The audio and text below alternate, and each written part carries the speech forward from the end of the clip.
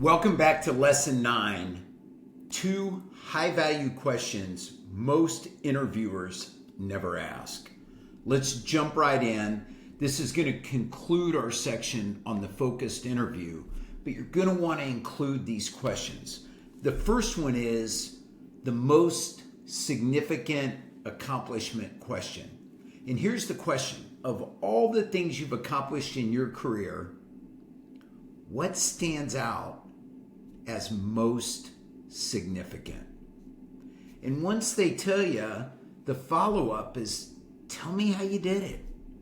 Right? Here's a great opportunity to unpack what they feel is most important. Now, the thing I love about this question is, one, is it gives you a frame of what's really been significant in their career. Right? What do they really consider a significant accomplishment? Was it something you might perceive as kind of simple for somebody at their role, or something that was really bold? So right off the bat, it gives you a way to really size up the person. It also gives you a great way to understand how they go about solving problems, how they go about creating vision, how they set goals. There's just so much gold that is packed in this one question. And in the workbook, I've given you a lot of additional probing questions to help you really go deep. But I like, kind of for starters, if you don't get it when you ask them how they did it, what was the situation you faced when you took on the project? What challenges did you face and how did you overcome them? What were the actual results, or how did it impact the organization, or how did it impact you in your personal life? What lessons, again, back to the fundamentals, what lessons did this experience teach you?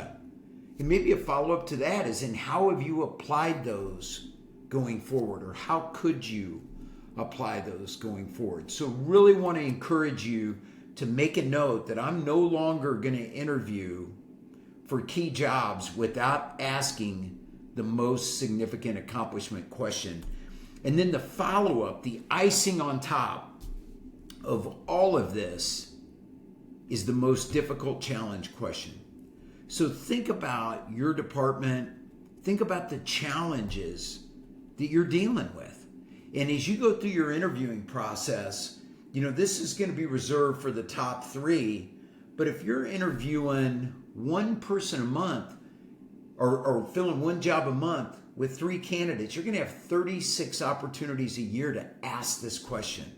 Imagine the gold, the insight, the ideas you can mine from other people in your industry, outside your industry, that could bring perspective. So here's the question. If you were to get this job, how would you go about solving and then describe a real world problem that you would like for this person to solve, and see what they come back with? This, and they may solve it right there with you. You may give it to them as homework, let them go think about it, let them go do research. But I'm telling you, don't miss this opportunity to really probe into how this candidate thinks, how they problem solve, the level of intuition, smarts that they could bring to your team. It can really give you insight into how valuable or invaluable or not valuable this particular candidate might be for you and your organization. So this concludes really the big part of conducting that focused interview. I know there was a lot in here, so you're going to want to go back and review these videos. You're going to want to go back and review your notebook, take notes, practice these, refine them. But in Lesson 10, when you come back, we're going to jump into the reference interview for scaling up hiring. So I look forward to seeing you back here shortly for Lesson 10.